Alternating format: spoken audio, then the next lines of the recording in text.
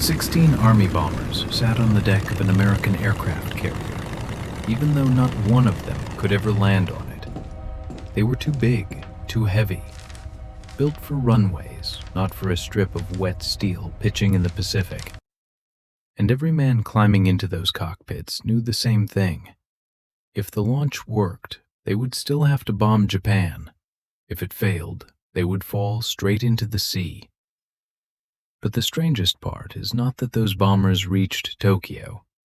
The strangest part is what happened after they left. Because the raid killed fewer than 100 people. It destroyed just over 100 buildings. It sank no warships. It crippled no Japanese base. And still, it helped push Japan into the battle that broke its navy. One afternoon over Tokyo led to 4 Japanese aircraft carriers burning at Midway. To understand why, you have to begin with the man who knew America better than almost anyone in Japan, and still could not control what America did to him.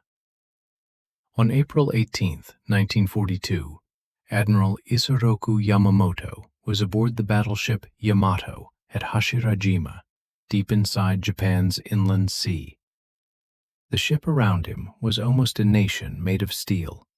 Fully loaded, Yamato displaced more than 70,000 tons. Her main guns could throw shells heavier than a car across more than 20 miles of ocean. She was the largest battleship ever built, and she existed for one purpose: to convince Japan that its enemies could be kept far away.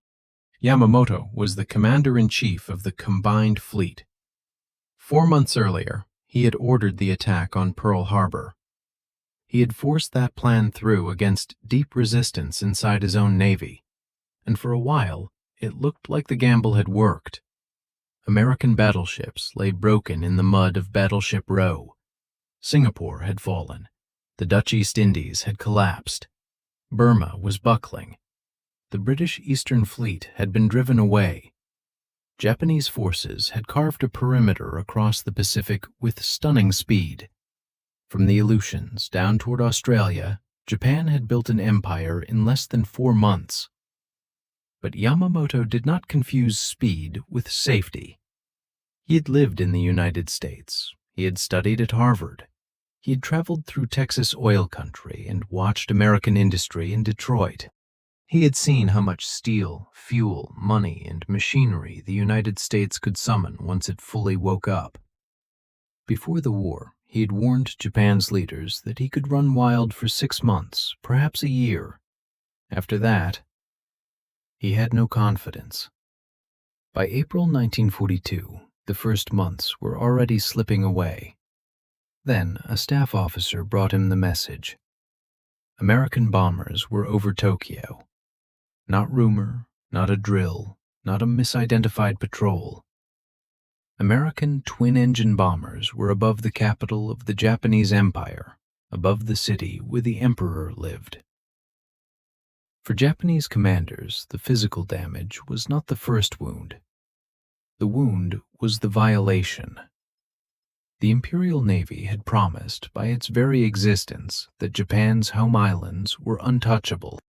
The Emperor's sky was supposed to be protected by the fleet.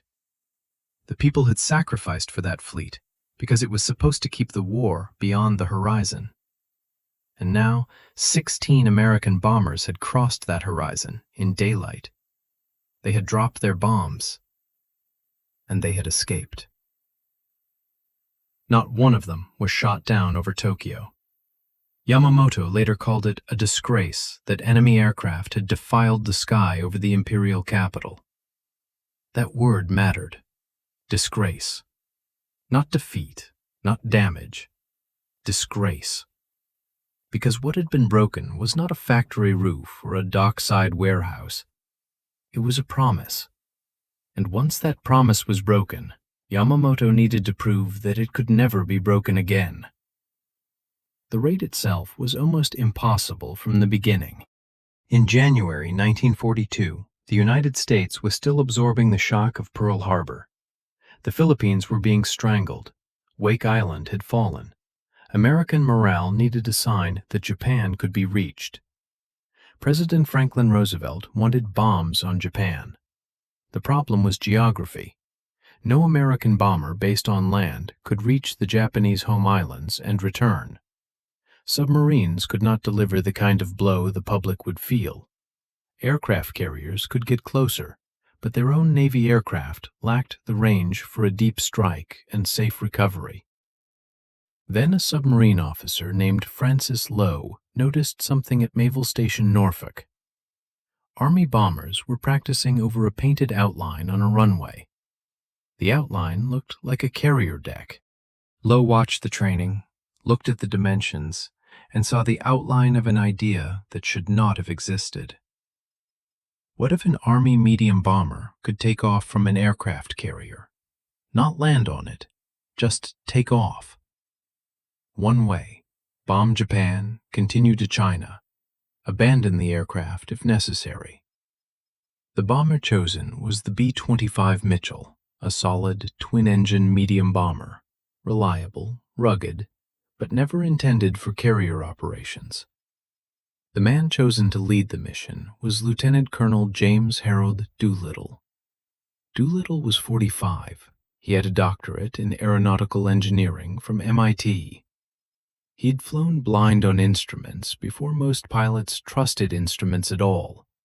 He'd won air races, broken records, and made dangerous flying look like math. His superiors considered him too valuable to risk. Doolittle insisted on going. He recruited volunteer crews from the 17th Bomb Group. He did not tell them the target. He did not tell them the plan. He told them only that the mission was dangerous, important, and voluntary. No one stepped away. At Eglin Field in Florida, the crews trained for the one thing that would decide whether the mission even began. They had to get a fully loaded B-25 off the ground in less than 500 feet. Not from a long runway, not from a calm airfield, from something the length of a city block moving through heavy seas. The aircraft were stripped for weight. Extra fuel tanks were installed in the bomb bays and fuselage. Dummy wooden guns were fitted where real guns would have been too heavy. Crews trained to hold the brakes, force the engines to full power, and release at the exact moment the bomber had just enough lift to survive. The margin was not measured in bravery, it was measured in feet. On April 1st, 16 modified B-25s were loaded onto the flight deck of USS Hornet in San Francisco Bay. The Hornet sailed west. Days later, it joined USS Enterprise under Vice Admiral William Halsey. Enterprise would provide fighter cover because Hornet's deck was so crowded with Army bombers that her own planes could not operate. The task force pushed toward Japan under radio silence. The plan was precise. Launch roughly 400 miles from the Japanese coast, strike in darkness or early morning, then continue to airfields in eastern China. It was still dangerous, but it was possible. Then, at 7:38 on the morning of April 18th, a lookout on Enterprise spotted a small vessel, a Japanese picket boat. It was one of the tiny early warning boats Yamamoto had placed far out into the Pacific. Japan did not have radar coverage across the ocean. These boats were the alarm system. The American force destroyed the picket boat, but not before it sent a warning. American carriers sighted. Halsey understood the mission had just changed. If the carriers kept sailing closer, Japanese land-based aircraft might find them. If they turned away, the raid was over. If they launched immediately, the bombers would have to fly much farther than planned, farther from Japan, farther from China, with fuel they did not have. The order went to Hornet. Launch. At 8:20 in the morning, Doolittle released the brakes of the lead bomber. The Hornet's bow rose and fell into gray water. The deck was slick, the engines screamed. A B-25 weighing more than 15 tons charged toward the end of the carrier as if it were trying to outrun the ocean itself. It dropped, caught lift, and climbed. 15 more followed. Not one failed to get off the deck. But now the crews were paying for the early launch. They would reach Japan in daylight. They would burn fuel meant for the final leg to China. And somewhere after the bombs fell, the math would turn against them. They went anyway. Between noon and early afternoon, the B-25s crossed Japan. They hit targets in Tokyo, Yokohama, Yokosuka, Nagoya, Osaka, Kobe, and nearby military and industrial sites.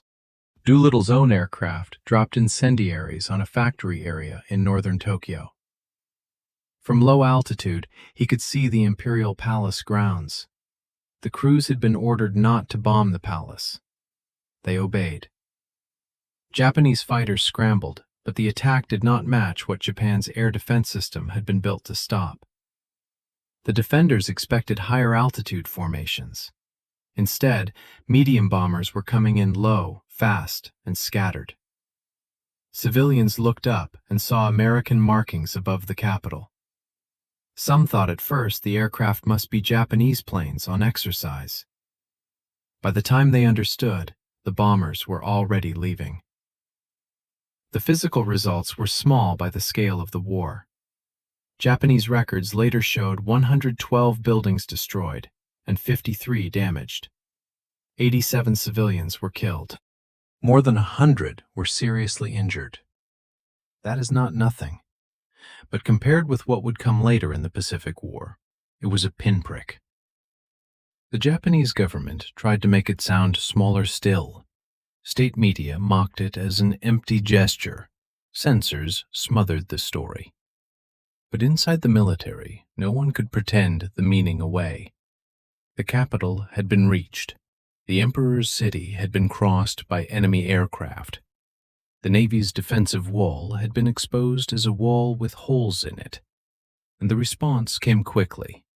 Air defense officers were punished. Fighter units were pulled back from forward theaters to protect the home islands.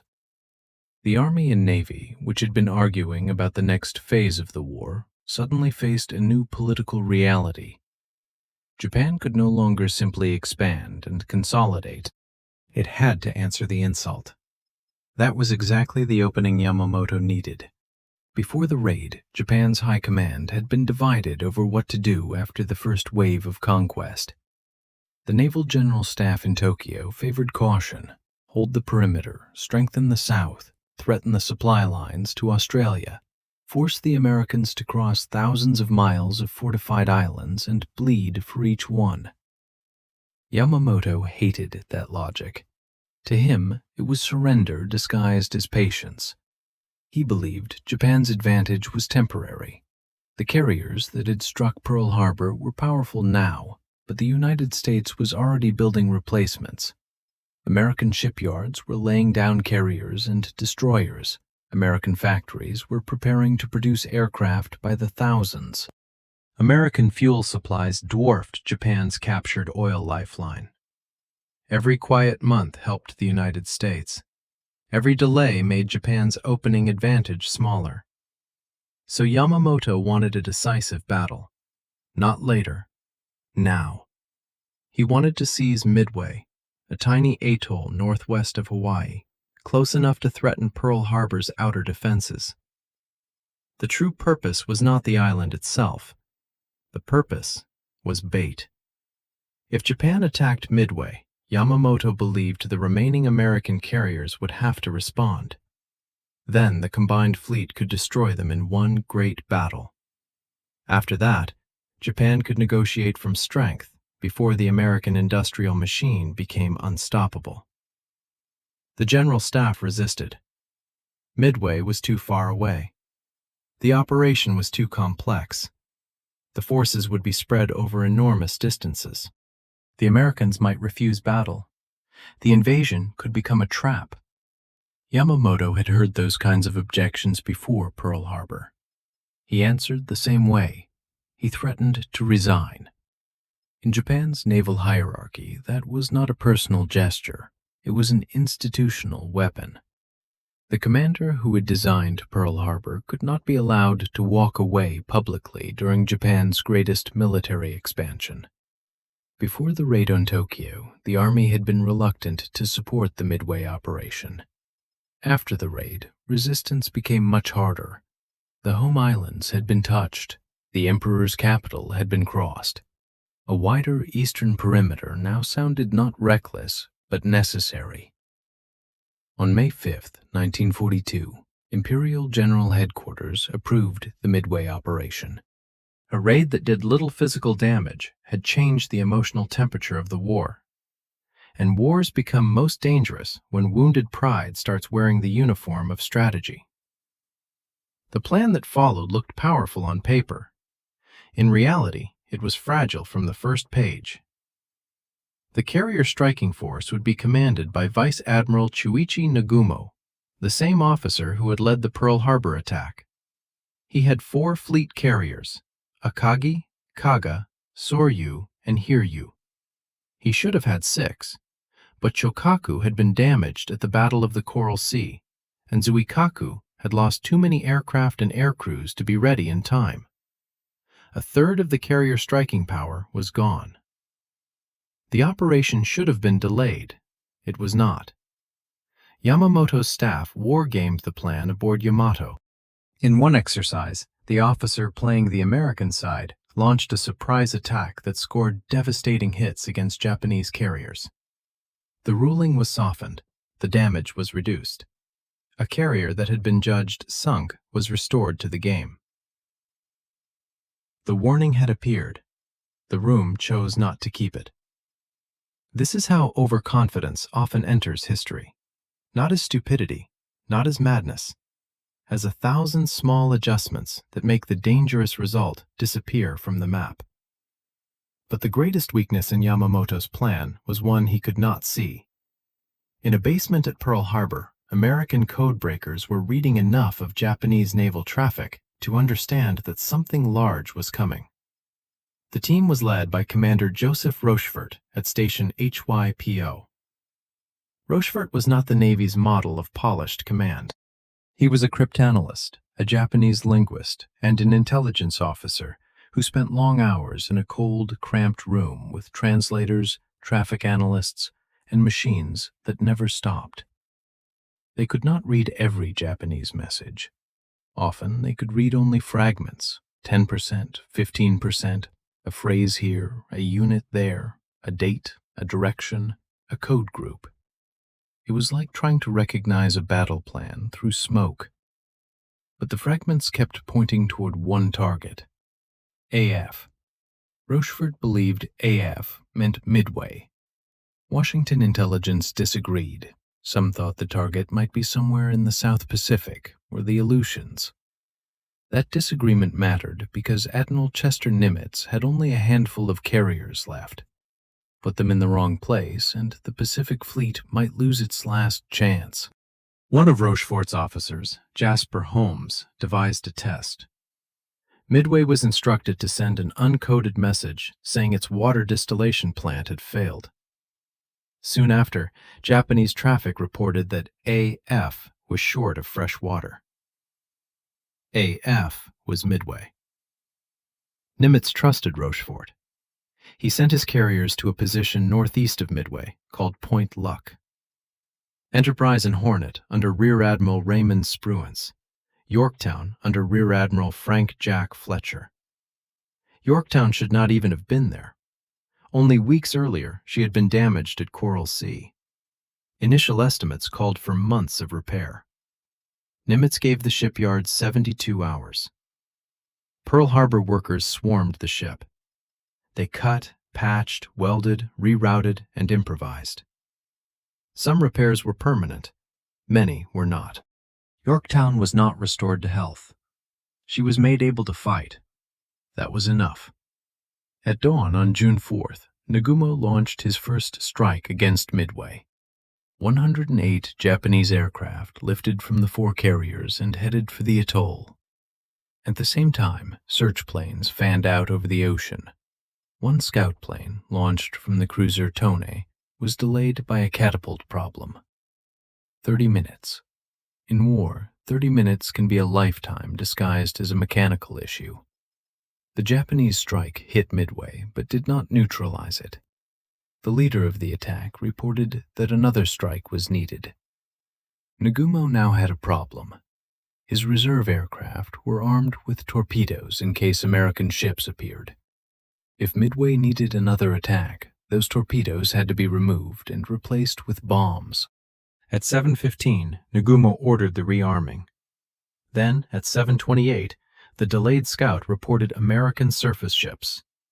The message was vague. Ships. Not carriers, not number, not course. Just ships. Nagumo waited for clarity, while his hangar decks became a nightmare of half-finished decisions. Torpedoes removed from aircraft. Bombs waiting to be loaded. Fuel hoses stretched across hangar floors. Aircraft crowded wingtip to wingtip. Ordnance carts jammed into narrow spaces. Returning planes from the Midway strike circling overhead, low on fuel. At 8:20, the scout finally reported at least one carrier. Now the decision was cruel. Launch whatever was ready and risk an uncoordinated attack? Or recover the Midway strike, rearm properly, and send one strong blow? Rear Admiral Tamon Yamaguchi, aboard Hiryu, urged immediate action. Strike now. Nagumo chose the textbook answer. Recover first, rearm, launch in order. It was disciplined, it was logical, it was exactly what his training told him to do. And it required time he did not have, because the Americans had already launched. The first American aircraft to find the Japanese carriers were not the dive bombers. They were the torpedo squadrons, and they flew into slaughter. Torpedo Squadron 8 from Hornet, led by Lieutenant Commander John Waldron, found the Japanese fleet after breaking away from a course he believed was wrong. Waldron's men flew obsolete TBD Devastators, slow, underpowered, vulnerable. To launch a torpedo, they had to fly low, straight, and steady toward the target. They arrived without fighter cover. The Japanese Combat Air Patrol fell on them. 0 fighters tore through the formation. Anti-aircraft fire rose from the ships. One by one, the Devastators fell into the sea. Waldron was killed. All 15 aircraft were destroyed. Only one man survived, Ensign George Gay, who hid under a life raft in the water as Japanese ships moved around him. No torpedo hit. Torpedo Squadron 6 from Enterprise attacked next. Most of its aircraft were shot down. No hits. Torpedo Squadron 3 from Yorktown followed. Again, losses were catastrophic. No hits. 41 torpedo bombers had gone in. Only 6 came back. By the scoreboard of steel and explosions, the attacks failed. But war does not always reveal the purpose of sacrifice in the moment it happens. The torpedo planes had pulled the Japanese fighters down to sea level. The Zeros were chasing low, slow targets over the water, and high above, the sky was open. At about 10:22 in the morning, Enterprise dive bombers under Lieutenant Commander Wade McCluskey arrived where the Japanese carriers were supposed to be. The ocean was empty. McCluskey's pilots were low on fuel. Some were near the point where they could not return to Enterprise. He had a choice: turn back and save his planes, or keep searching and risk losing them all. He kept searching. Then he saw a Japanese destroyer, Arashi, racing across the sea. It had fallen behind after attacking the American submarine Nautilus and was hurrying back toward the carrier force. Its white wake pointed across the ocean like an arrow. McCluskey followed it. At the end of that wake were the carriers: Akagi, Kaga, Soryu, Hiryu. Decks crowded with aircraft, hangars filled with fuel, bombs, and torpedoes. A fleet in the middle of changing its mind. McCluskey pushed into the attack. Dive bombers screamed down from high altitude. Some went for Kaga. Lieutenant Richard Best saw that too many aircraft were committing to the same target and redirected toward Akagi, Nagumo's flagship. A single bomb hit Akagi's flight deck and detonated among armed aircraft and exposed ordnance below. Kaga was hit repeatedly. Soryu was struck by Yorktown's dive bombers. In roughly 5 minutes, 3 Japanese fleet carriers were turned into burning wrecks. 5 minutes. 6 months of Japanese conquest had rested on those decks. Pearl Harbor, the Indian Ocean, the opening sweep across the Pacific. Now the core of the Kido Butai was on fire. Hiryu survived the first blow because it was separated from the others. Yamaguchi responded with the aggression he had urged earlier. He launched strikes that found and crippled Yorktown. For a moment, the battle still had teeth. But later that afternoon, American dive bombers found Hiryu. 4 bombs hit. Hiryu burned through the night. By the early hours of June 5th, Yamaguchi chose to remain with his ship. He and his captain stayed aboard as the carrier was scuttled. Yamamoto, far behind the carrier force aboard Yamato, considered trying to force a night battle with his battleships. His guns were powerful, his surface fleet was enormous. But Spruance, careful and unsentimental, withdrew east after sunset. He refused to give Yamamoto the night action he wanted. By early June 5th, the invasion of Midway was cancelled. The Japanese fleet turned away. The losses were irreversible. Japan lost 4 fleet carriers, Akagi, Kaga, Soryu, and Hiryu.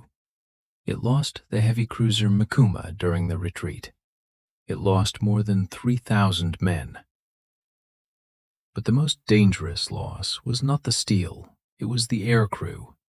Japan's naval aviation system had been built to produce a small number of elite pilots. Training was long, selective, and difficult. Experienced carrier aviators were not just combat assets. They were the men who would teach the next generation. At Midway, Japan lost pilots, aircrewmen, maintenance specialists, deck crews, and veteran leaders who could not be replaced on the timetable the war demanded. The United States lost Yorktown and the destroyer Hammond. More than 300 Americans were killed. Those losses were painful, but American shipyards were already preparing the Essex-class carriers that would flood the Pacific. American flight schools were already producing new pilots at industrial scale. This was the reality Yamamoto had feared before the war began.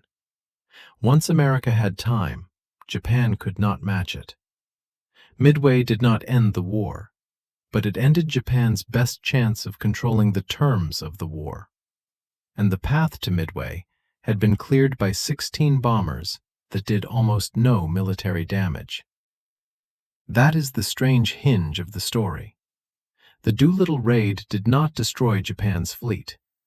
It did something more psychological and more dangerous. It made Japan's leaders feel that the war had reached a sacred place. It turned a defensive promise into a public wound. It gave Yamamoto the political force to press for the battle he already wanted. It made caution look like shame. And once caution looked like shame, strategy began to bend. There is another symmetry, darker and almost too precise. On April 18, 1942, American bombers reached Tokyo. Exactly 1 year later, on April 18, 1943, American codebreakers again reached into Japanese communications. This time, they found Yamamoto himself. A Japanese message revealed his inspection tour in the Solomon Islands. Departure time, arrival time, route, aircraft type. He would be flying in a Mitsubishi G4M bomber, escorted by fighters. The intelligence went to Admiral Nimitz. Approval came from the highest levels. The mission was given to P-38 Lightning fighters because only they had the range. On the morning of April 18, 1943, 18 P-38s launched from Guadalcanal. 2 turned back with mechanical trouble. The remaining aircraft flew at wave-top height for more than 400 miles, navigating to an interception calculated almost to the minute. Over Bougainville, they found Yamamoto's aircraft where the codebreakers said it would be. The P-38s attacked. Yamamoto's bomber was hit and crashed into the jungle. When Japanese search teams found the wreckage, Yamamoto was dead. The man who had designed Pearl Harbor, the man who had warned Japan about American power, the man who had forced the Midway gamble after Tokyo was bombed, was killed on the first anniversary of the raid that had helped set that gamble in motion. Doolittle survived the war, the expected punishment for losing every aircraft. Instead, he received the Medal of Honor and was promoted. George Gay, the lone survivor of Torpedo Squadron 8, was rescued after about 30 hours in the water. He lived with the memory of the men who had gone in with him and never came back. Joseph Rochefort, whose basement codebreakers made the Midway ambush possible, received little recognition at the time. His warnings had been right. His reward was years of obscurity. Only after his death did the Navy and the nation fully honor him. Richard Best, whose bomb helped doom Akagi, flew his last combat mission on the same day he became one of the battle's decisive figures. A faulty oxygen system damaged his lungs. He was grounded at 32 and never flew combat again. Some of the Doolittle Raiders paid in ways that lasted beyond the mission. 8 were captured by the Japanese. 3 were executed. 1 died in captivity. Others endured starvation, beatings, isolation, and years of prison. The Chinese civilians who helped the raiders escape paid a price almost beyond comprehension. Japanese reprisals swept through areas where the crews had come down. Villages were burned. Towns were punished. American estimates at the time placed the Chinese civilian death toll as high as 250,000. The raid that began as a morale strike became part of a much larger tragedy. That is why the story cannot be reduced to a clean legend. It was not simply brave Americans shocking Japan. It was not simply Yamamoto making one foolish decision. It was not simply Midway turning the tide in 5 minutes. It was a chain. A carrier deck in bad weather, a picket boat's radio warning, a premature launch, bombs over Tokyo, a wounded strategic culture, a commander who knew the long war was unwinnable, a plan pushed forward before it was ready, a scout plane 30 minutes late, a carrier deck filled with bombs, torpedoes, fuel, and indecision, torpedo pilots dying without scoring a hit, dive bombers arriving into an empty sky. 4 carriers burning. Each link seems impossible until the next one makes it real. And underneath all of it sits the question that makes this history still feel dangerous. How can a raid that barely damages a city change the course of a war? The answer is that it did not change the war through damage. It changed the war through reaction. Yamamoto understood America. He understood factories. He understood oil. He understood shipyards. He understood that Japan's clock was running from the first day of the war. But when American aircraft appeared over Tokyo, he faced something colder than statistics. He faced humiliation in a system that could not tolerate it. And in that moment, being right about the enemy was not enough. Because strategy does not only fail when commanders misunderstand their opponents. Sometimes it fails when they understand the opponent perfectly and still cannot govern themselves. 16 bombers took off from a carrier they could never return to. They destroyed little compared with what the war would later consume. But they broke a promise Japan's leaders had made to themselves.